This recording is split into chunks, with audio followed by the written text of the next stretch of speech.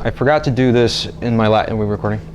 Okay. Tradition reigns true because I've done some version of a presentation since 2019. I forgot to do this for the last presentation, so I always try to start the presentation by doing the exact same thing. Hi. Thank you for coming to my presentation on Takeshi's Castle. My name is Joshua Murphy. I'm your resident Takeshi's Castle superfan, otaku, whatever phrase you want to use to describe that. Here's a Takeshi's Castle board game from my own collection. Of course, anyone can buy something. There were 133 episodes of the original Takeshi's Castle. Can someone give me a number between 1 and 133? Episode 2 of Takeshi's Castle featured the following games. The Scaling Wall, First Fortress, they did the Ryujin first, so the Dragon God's Pond, the Devil's Mansion, then Heaven and Hell, then the Second Fortress, then the Gibraltar Strait, Man-Eating Hole, and then finally the Battle on the Castle. There were 100 contestants. Final had 3 Fighting Spirit prizes. One went to someone in the Ryujin, the other one went to someone in the rope swing game, and then the last went to Minoru Kaneko during the final battle. I can do that with all 133 episodes. I'll trust you on that. Yeah, it's like a really bad magic trick. So, for those who may not know Takeshi's Castle, it was a variety show. I'm going to be taking you through it, its history. I could talk about this show for 5 hours. We don't have that kind of time. So I'm going to give you a basic overview. Now, there's a good chance someone in here may never have seen the program before. So I've put together a little presentation to help acclimate you to the show. Ikai! Tsukai Nariyuki Bangumi Fun Takeshi-jo! Before you stands the heaven-splitting castle known as Takeshi-jo. Soon it will bear witness to a blazing attack on its grounds. It took 100 million yen to build this impregnable fortress. Its owner? This man beat Takeshi. His opponent? This man, Hayato Tani. From 1986 to 1989, thousands of brave warriors came to the grounds of Midoriyama, leaving behind the doldrums of their day-to-day lives, all in order to take part in this surreal battle, all in attempt to defeat Takeshi and reclaim his castle. The forces of this army would face many challenges: giant rollers, slippery slopes, live-action video games, just to name a few. Some surreal, some taxing, some dependent almost solely on luck, but all requiring one universal trait for those who dare challenge it: a willingness to have fun. Aired on the Tokyo Broadcasting System, this show would go on to define the physical competition show and change the face of television throughout the world. Today, we give tribute to this show, its history, and its legacy. Attacking force, Susume Koge-kun, Gambatte Hoshi! Go forth! And as we all like to say, good luck to you all! 3 more seconds and we'll get to the end of the video.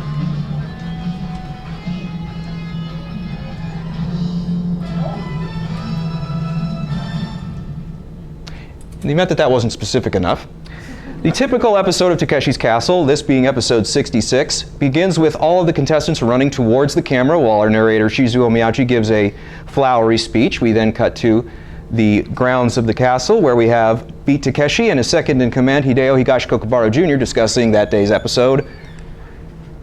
We then cut to our field commander Tani Hayato, who gives a raring cheer to all the competitors that day, before interviewing some of them about their careers, their hobbies, and whatnot. You'll never guess what these men's hobby is.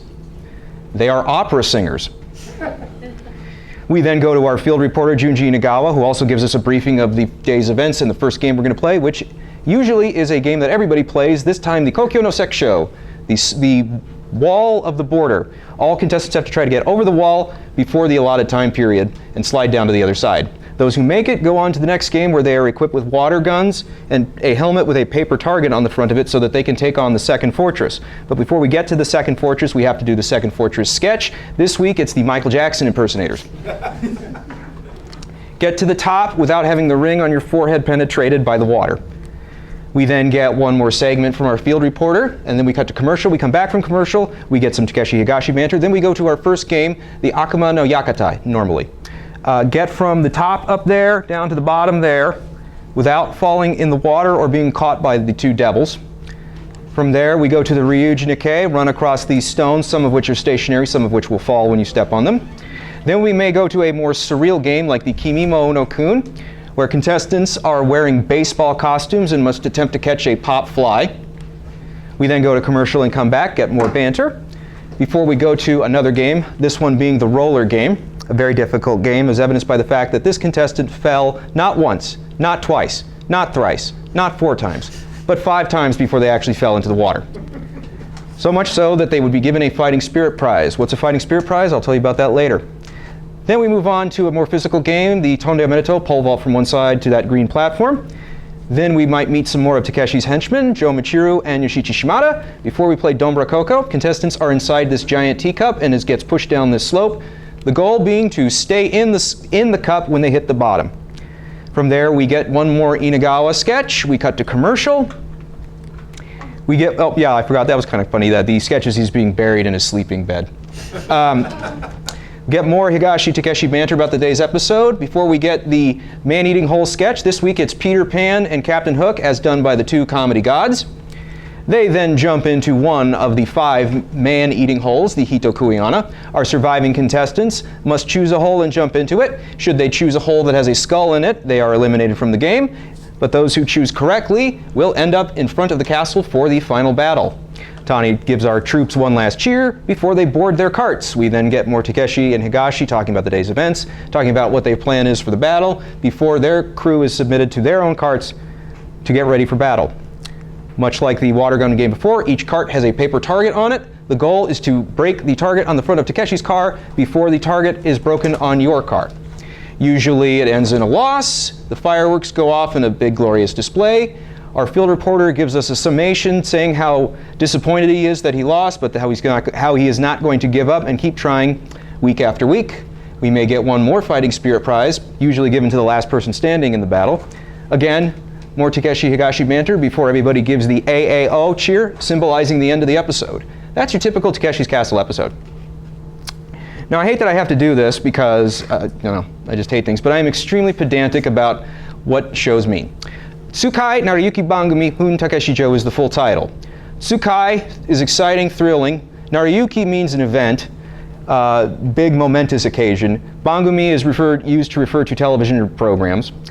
Hun is a portmanteau of wind and cloud, the kanji for wind and the kanji of cloud. In this context, it means literally the wind through the clouds, but in this context it means like an operation or a battle or attack plan.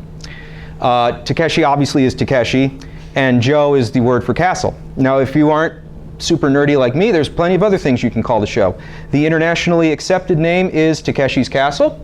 You can certainly call it Operation Takeshi's Castle if you want to include the full title. Raid on Takeshi's Castle is acceptable. If we go grammatically, it would actually be Takeshi Castle because the actual title is not a possessive. So really it's the name of the castle. So if you want to call it Takeshi Castle, that also works. If you want to show off Hun Takeshi-jo, or you can simply say Takeshi-jo. Do not say Takeshi's Castle. Do not say Takashi's Castle, Tasheki's Castle, or Tashiki's Castle, or any other portmanteau arrangement of that word that can be misconstrued. You will look stupid. And before you think that I'm being pedantic, I have seen major news organizations with people who are supposed experts call it by these names. So it's called Takeshi's Castle. What's the name of the show? Takeshi's Castle. You are all good. Who created this show? Well, it was co-created by this man, Beat Takeshi. Beat Takeshi was a comedian in the late 1970s. He was part of a comedy group called The Two Beats with his partner, Niro Kaneko, aka Beat Kiyoshi. That was the only time Beat Kiyoshi was ever on Takeshi's Castle. After the two dissolved their partnership, Takeshi went on to act as well as appear in a bevy of variety shows. He is noted for having a cruel and immature sense of humor, the same kind of man who would force his army to get into a crocodile cage as well as show his bum on national television. He was a regular on a program called Seikai Marugoto How Much, which means around the world how much, which plays much into the creation of the final cart battle, which we'll get to. Several factors influenced the creation of Takeshi's Castle. One is in 1983, the Famicom is first introduced to Japan, and video gaming becomes a much wider spread thing, whereas before it was just a kind of a niche thing.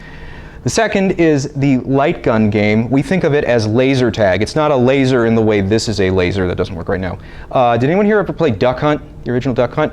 It works on the same principle where a light is given out and it senses a target, and if it senses a specific shade or color, it sets off something in the gun. That's what, so if we call it laser tag, but I also understand that's not really, we call most things laser tag, so if we call it laser tag, it's not that big a deal.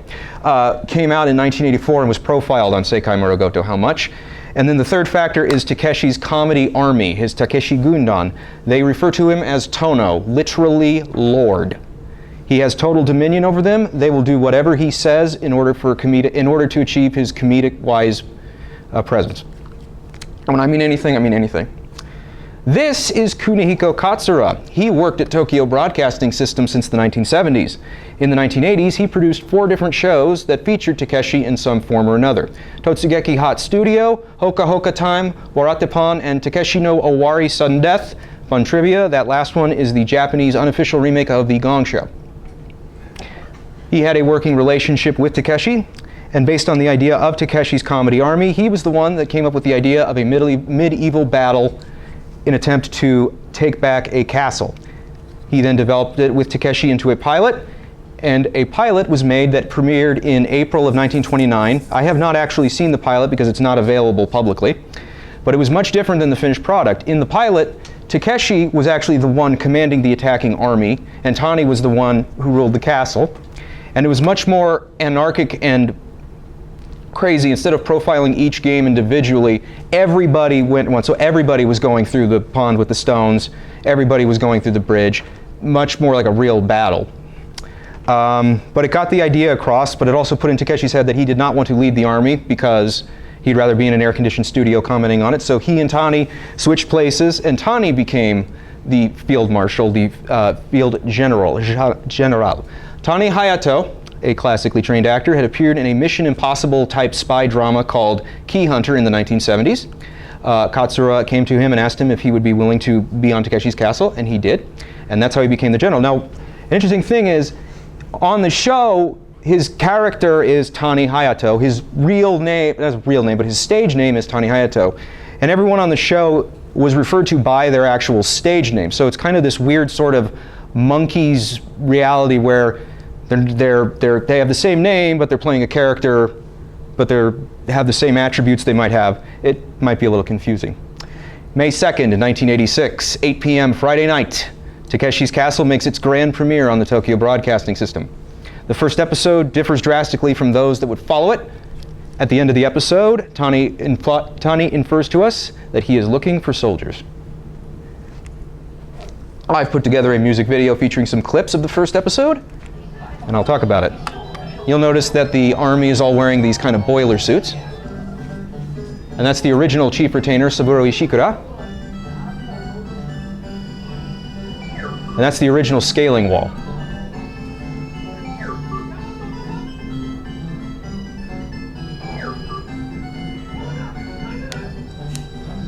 And that's the original Tarzan swing. It's not done over mud, it's done over shredded paper. We get the original version of the Ryujin.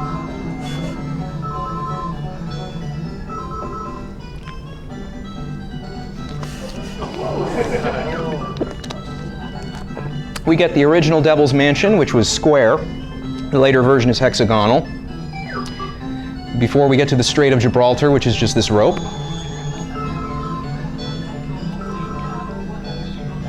And our final surviving soldiers, these 3 men, are prepared to do battle on the castle.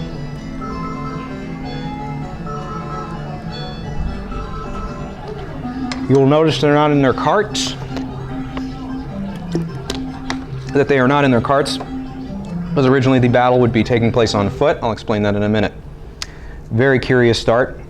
Now let's say you wanted to be a contestant on Takeshi's Castle and it's 1986. How would you go about doing that? Well, you would write to the address that's shown at the end of each episode. You would probably get called in for an interview.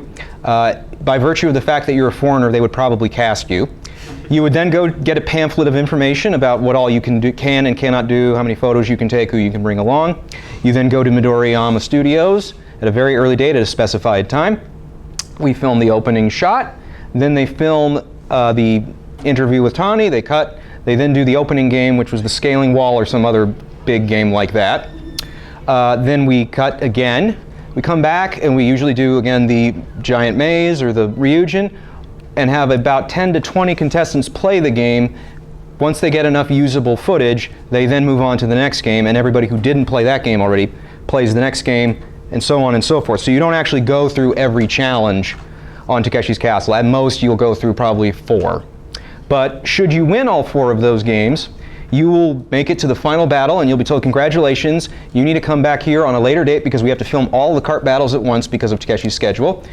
You'll come back for that final battle, you'll be interviewed, and if you're anything like most of the players, you'll be out in the first 5 seconds. Takeshi's Castle premieres and gets a 20 share. It's a huge success on the network. 26 episodes in, things are all looking great. That is until December 6th, 1986, when Takeshi is photographed with a woman to whom he is not married. The photos are published in Friday magazine. Takeshi then orders his comedy army to attack the offices of Friday and vandalize it. This led to a big media circus. Takeshi, whether it was self-imposed or government-imposed, was not able to appear on television for several months.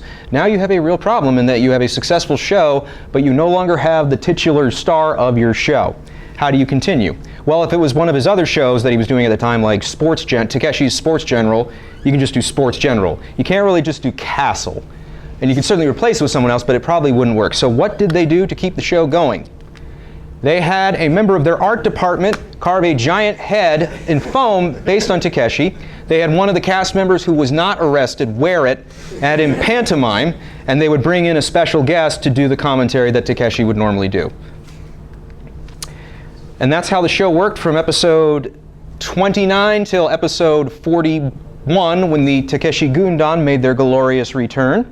They too were also under arrest for being the ones that vandalized. But it's not until episode 55 that Takeshi makes his grand return to the grounds of the castle. Of course, he doesn't get off that easy because during the sketches, they crucify him. All of these are articles about the arrest. And then from episode 55 on, that's pretty much the format for the entire series. There were over 109 different games featured on Takeshi's Castle's run. I can't talk about all of them, but I can talk about these 4, which are probably the 4 most popular and well-remembered games. Let me know if it's too loud.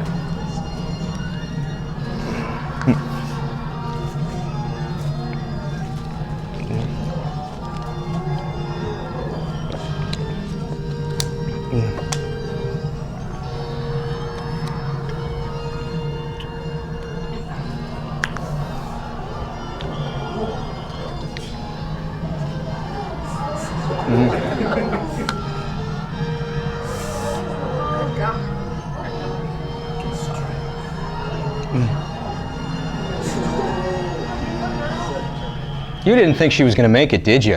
I believed. Ryujin Ike. Literally, Ryujin is a Shinto dragon god. Ike means pond. The literal translation, dragon god's pond, pond of the dragon god, dragon pond, dragon lake, all acceptable translations. The only game that stayed from pillar to post exactly the same. Simple game. There's these stones. Some of them are anchored down and some of them are only being held in place by a chain. Run from one side of the pond to the other atop the stones without falling in the water. We saw it briefly in the first episode music video, but that version of it, other than rounding out the stones a little bit to make them less flat, pretty much was the exact same game from episode 1 to episode 133. Did they ever move the stones? Yeah, they would change which ones sank and which ones floated. It was created by Takeshi Gundan member Don Khan. And it cost $36,000 to build. All these sets cost a great deal of money to build. Some of these games were played many, many times, and some of them were only played once or twice. Rora game, literal translation, roller game, simple as that. There are 7 giant rolling pins, run atop them. Each roller is coated with foam. There is a wheel well there, and then there's an identical wheel well on the other side of the roller, and that's how the rollers rotate. Originally, when the game premiered in the Longest Day Attack Special, which was also the episode where the Gundam came back. There were 3 rollers, then they upped it to 5 rollers, and finally they made it 7 rollers. You will notice, I don't know how well it shows up, it probably showed up better in the music video. The rollers are meant to look like the spine of a dinosaur, and the finished platform is meant to look like a dinosaur's skull. So that's the theme of this game. 14th, what is it, 14th, 1.4, let's see, 100, it says, was it 14 million yen to build. So we get the Mawate Beach Boys and Gals game, which is the latest premiering game that I'm going to be talking about. Did not come around till episode 67. The goal is, when starting on this platform with the giant shark, hop on this surfboard as it rotates in a circle, jump over this Exalti, hop on a platform, jump back on the surfboard, jump over one more Exalti, and then jump on this green finish platform. The game was a combination of 2 previous games.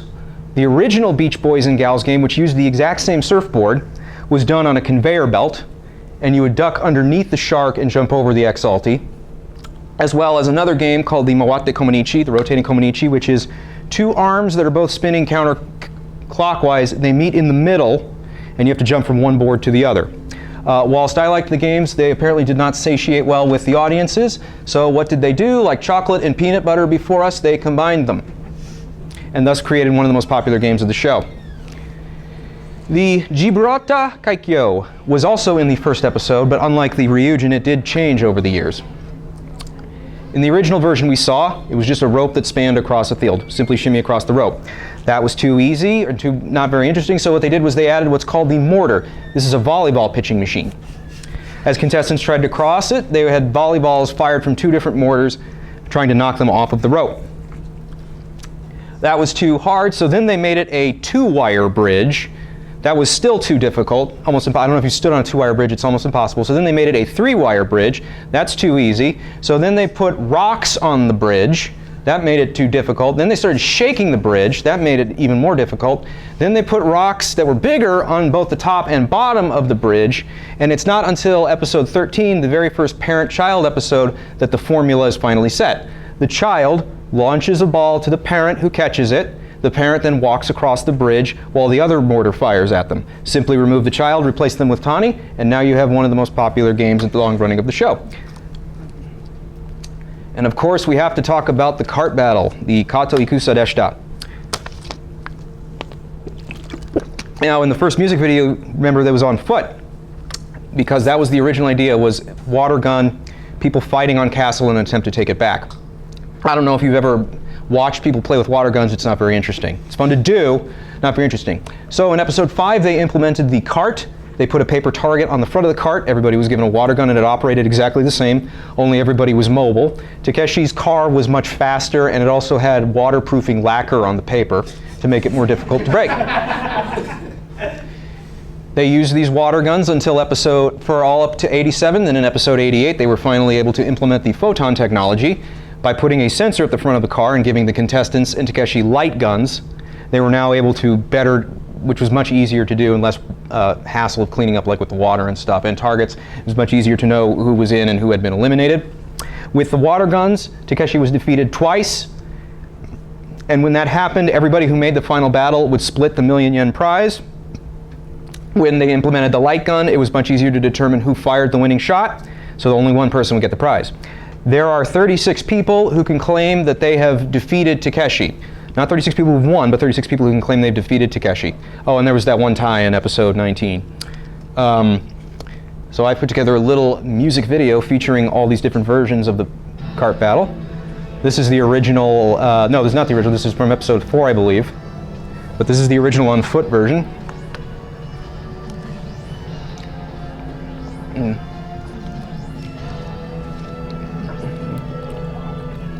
And then this is the first carts. You'll notice there are these kind of disco bug type designs. And this is the shark whale version, and it didn't last long, and you're going to see why in a few seconds.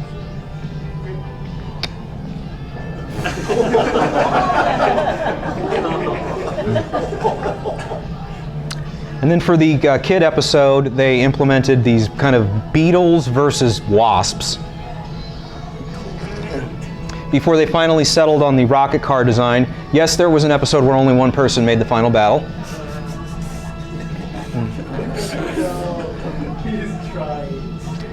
And next, I believe this is the first time Takeshi was defeated.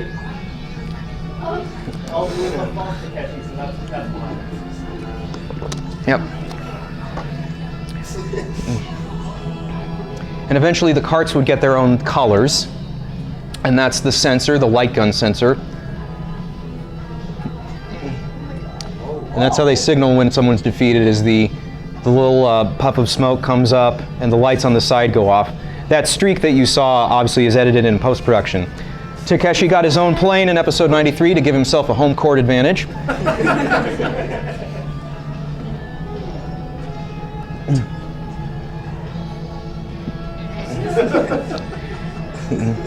Then in episode 120, we get the punishment cart that Gundam member Rusher had to wear.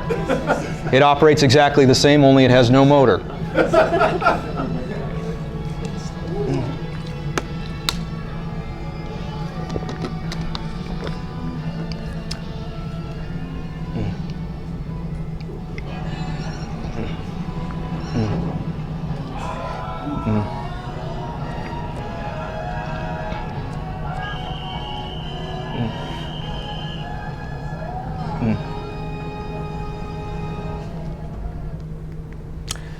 Concurrent to Takeshi's Castle, we get a show called Takeshi's Extra Edition Takeshi's Castle, which was hosted by the Takeshi Gundam. This was after they came back. And it is a variety show where they talk about that week's episode of Takeshi's Castle, test new games, show behind the scenes. So you have a variety show that is talking about another variety show. I told you about the Fighting Spirit Prize. What is the Fighting Spirit Prize? Kanto show. Comes from, it is in sumo. I don't know if that's where it originated or not. But the producers would give out usually 3 of them per episode to contestants that they found the most interesting, had the most spirit, had the most vigor, did an amazing win, things that they felt were deserving of some prize money.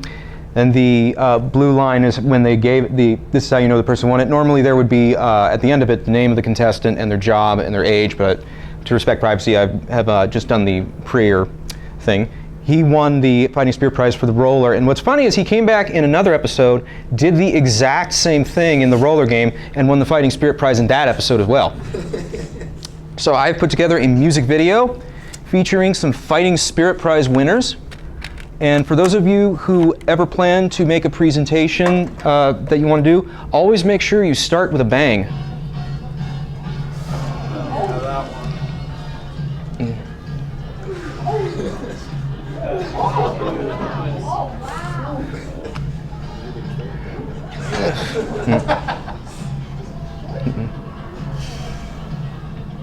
Yes, there's a person in there.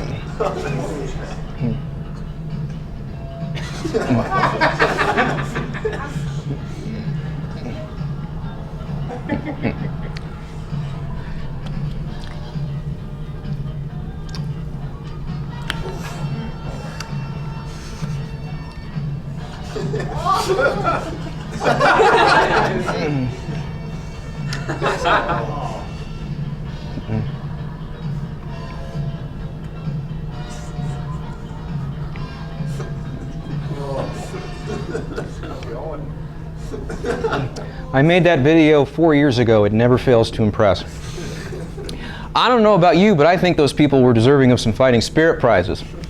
So important was the Fighting Spirit Prize that for the show's 100th episode, 108 former Fighting Spirit Prize winners were invited back for one more chance to defeat Takeshi. Takeshi's Castle 100th episode Fighting Spirit Tournament.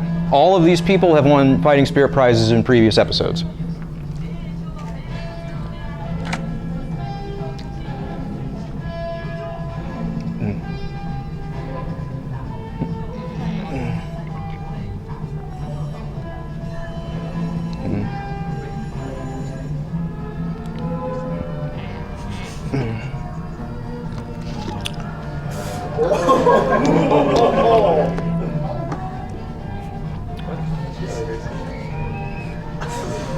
And she won a Fighting Spirit Prize for doing that in this episode.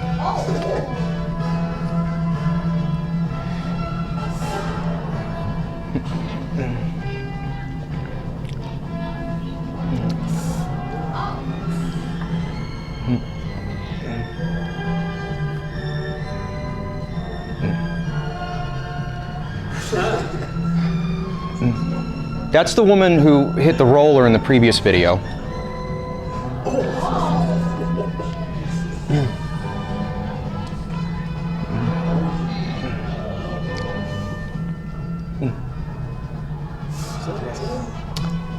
And then our final contestants, we have 6 of them. Now what's interesting is all 6 of these men won Fighting Spirit prizes for the kart battle in the previous episodes they were in. Interesting to me, at least. Could the best Takeshi? Alas, no.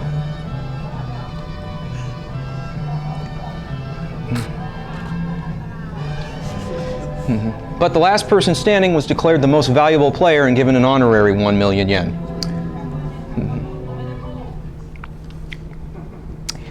In 1988, Takeshi's Castle, the rights to make the version are sold to 3 different countries. In the Netherlands, the Tros Network gets Way of Life show, hosted by Ron Brandestetter, which featured games from Takeshi's Castle in a sort of 13-week health tournament. In China, in Taiwan, I'm sorry, we get Ever Victorious. I don't speak Chinese, so I don't know how to pronounce it, which had 4 teams, red, white, yellow, and blue, competing against each other in Takeshi games for points. And then in America, Fox Square Productions, for the fledgling network, creates a pilot called King of the Mountain, which features games from Takeshi's Castle. So for the show's 106th episode, for that special, the crew of Takeshi's Castle went to each of these countries, filmed some segments with Tani in each of them, showed footage from each country's version of Takeshi's Castle, and then took contestants and crew from each of these versions of Takeshi's Castle back to Japan to compete on the original show. I have never heard of another show going to this length. But all things must one day end in 1989, April of which we get the last 2 episodes of Takeshi's Castle Final Part 1 and Part 2. Both were clip shows featuring some memorable Fighting Spirit Prize winners. They profiled a former winner, showed the prize that he had won, they showed some of the behind the scenes, and once all was said and done, they thanked the crew and they blew up the castle. Psych! October 6th, 1989, Takeshi's Castle returns for planned every 6 months. So for the October 1989 special, they went to 4 different parts of Japan, played games in each different part, took the best 5 contestants, flew them to Taiwan to compete on the Taiwanese version as teams, red, white, yellow, and blue. Then the winning team was flown back to, well, they were all flown back to Japan, but the winning team was flown to Midoriyama to compete in the kart battle. Let's see here, then in 1990, March of 1990, they did the Ironman competition where the fastest man and the fastest woman to compete the Takeshi's courses would each win 1 million yen. And then in October of 1990, we get the 1,000 contestant attack special on the beaches of Yokohama. Contestants are running to try to get a tennis ball that is dropped out of a helicopter, and then have to play a game based on the colored tennis ball they get. The top 135 get to go back to the grounds of Midoriyama and compete on the show. Of course, the carts have not been in use in a while, so they were unusable. So instead of that, we get the shooting gallery game. I don't know how well it'll show on here. These are boxes and they're going along a conveyor belt, and this is a tennis ball launcher. And each box has a prize on it. and the contestants are trying to knock the box off in order to win the prize associated with it. There is a box that says 1 million yen, but unfortunately no one was able to hit it. And for all intents and purposes, this was the last Takeshi's Castle facet of the original episode of the original series to be made. But an interesting thing happens with Takeshi's Castle, something that has never happened before with a Japanese variety show. Suddenly it gets exposure around the world and starts airing in different countries with various edits. I don't know of any country that ever aired it, other than Taiwan, that aired it completely unedited with subtitles. But in Germany, we get an edit narrated by Armin Berger for the DSF network. In Italy, we get My Dear Ray Banzai, Never Say Die, which features clips from Takeshi's Castle, as well as The Gammon, which is, if you think Takeshi's Castle was extreme, The Gammon was like that times 6,000. In Arab countries, we get El Hassan, which I'm told means the fort. In the UK, we get Takeshi's Castle, which was the version that was edited and narrated by Craig Charles of Red Dwarf fame. And in Spain, we get Humor Amarillo, and if you speak Spanish, you know why that title is a little problematic. In 2005, for the 50th anniversary of Tokyo Broadcasting System, during the All-Star Thanksgiving special, Takeshi's Castle briefly returned. That's Hideo Higashi Kokubaru, 2 of the Gundam, and someone wearing the Takeshi head. Takeshi was not available that day. Aired live, Tani also returned to oversee contestants doing the Ryujin and the Gibraltar Strait live on television. And for all, this was essentially the last original Takeshi's Castle, not original, but this was sort of the last Takeshi's Castle thing that ever appeared on Japanese television. That is until TBS announces that they are partnering with Amazon Prime to bring back Takeshi's Castle. In April of 2022, the auditions begin. Those lucky people who are picked go to Midoriyama and film their games in July of that year. Then the following year, in 2023, Amazon Prime Japan uploads 20 episodes of the original series, edited with edits for either offensive content or music edits. I'm not saying I agree with it, but that's what it was. And in April, new Takeshi's Castle premieres on Amazon Prime Japan, and internationally it is distributed in July. So you can actually watch the new version of Takeshi's Castle if you have an Amazon Prime account. Of course, the games are much tougher this time. We have the Ryujin, and you will see that it is much longer, and there is much more space in between each of the stones. This is the Strait of Gibraltar. They're still firing at you, but they also have a hose, a sweeper bar, and off camera is someone jumping up and down on the bridge in order to try to knock the person off. So as you can see, the games did get a whole lot tougher, and I can attest to that. Hey, who's that good-looking, slightly sunburned guy?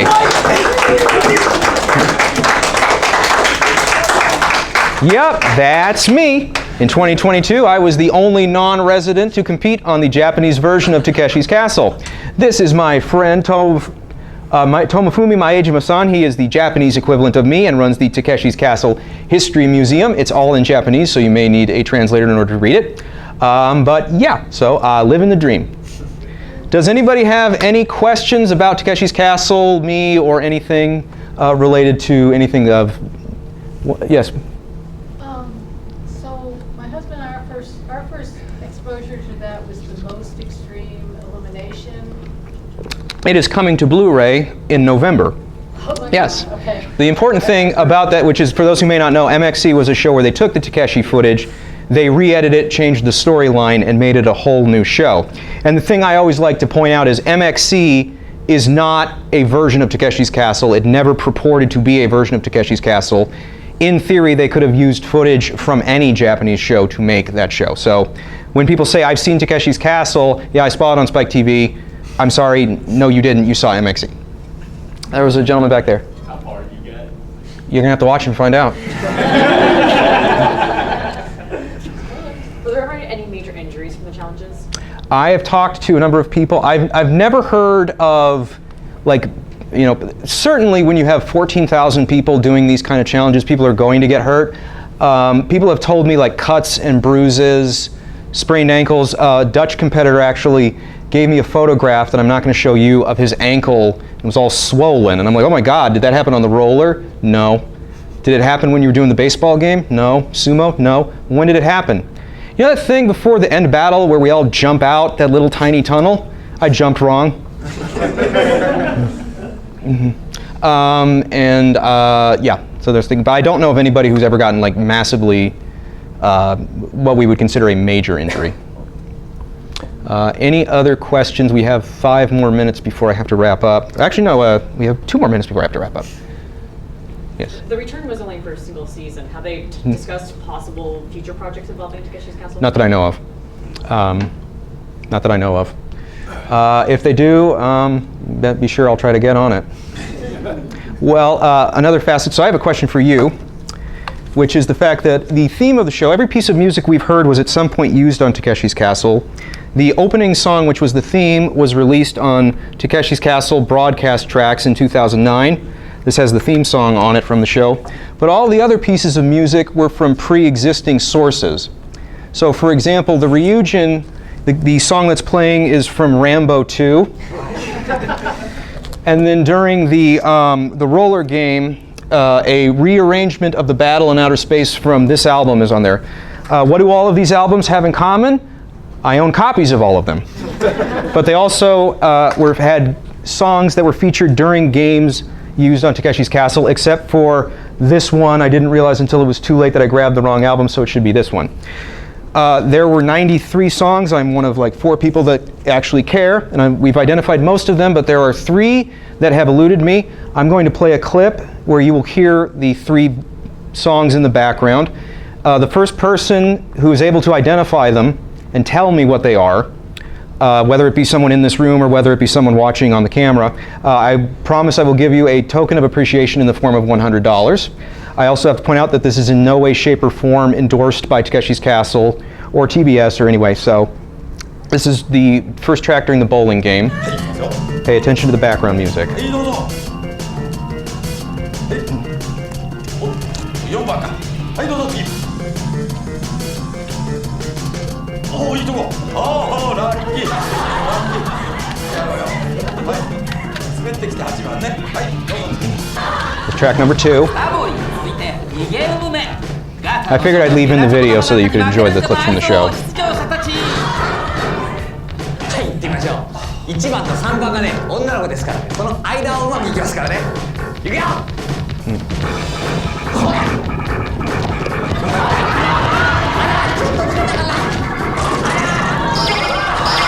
And then the last track is during the Corrento de Pan.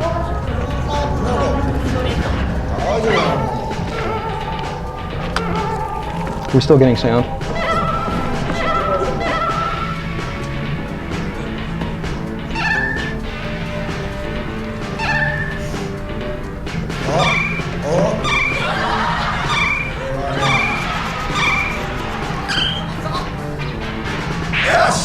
I have been looking for these 3 pieces of music for quite some time. I'm no closer now than I was 16 years ago. So again, the first person who can identify one of them for me, again, the $100 is on the table. Just make sure you're the first, because if someone identifies it before you, then you don't get anything. The first one sounded kind of like Mario. I have checked every commercially released Mario-related album from before 1987. Actually, that first one sounds very much like something out of Ranma 1/2. They actually used music from Ranma 1/2 during the Takeshi Return special, 2 different tracks from the show, as well as some during sketches. So the version where they have the giant corn cob that's spinning around, they used the fight music from the first Ranma 1/2. They used stuff from anime. We've got some video game music. We've got some instrumental tracks. We've got some Jackie Chan movies. We've got music from the 1984 Olympic Games. So they used a whole bevy of stuff, and they used other stuff during sketches and various things around the sketches. It's just I'm only collecting the ones that were for the games, because if I were trying to collect every track, it was impossible. There were hundreds. So if anybody does know, please email me at thejmarchives@yahoo.com, or if you have any questions, feel free to reach out to me at thejmarchives@yahoo.com. I can't guarantee you I will get you an answer, but I can guarantee you I will try my best. The presentation is over. Takeshi's Castle is no longer in production. The impregnable, heaven-splitting castle is no more. The original castle was dismantled in 1991. All that remains is the land upon which it was built. Midoriyama lies barren. The feud between Takeshi and Tani has ended. Beat Takeshi has become Takeshi Kitano, a revered filmmaker. Hayato Tani acts on occasion but is primarily a public speaker. Kunihiko Katsura retired from Tokyo Broadcasting System in 2005. The cast and crew of Takeshi's Castle have gone on to other ventures. Some are no longer of this earth. Every dream, no matter how good, must one day end. But the thing about dreams is, there'll always be more. Takeshi's Castle has lived on in the hearts of many and has been seen in some form in over 240 different territories around the world. People who weren't even alive during the original production can see the magical program that for a brief period of time allowed those childlike joys and instincts we suppress in our ordinary day to subside. So, to the creators, the actors, the producers, the directors, the production staff, the international distributors, the networks, and most of all, the brave 15,000 plus warriors who all attempted to defeat Takeshi's Castle, we say to you a much deserved arigato. We'll see you again.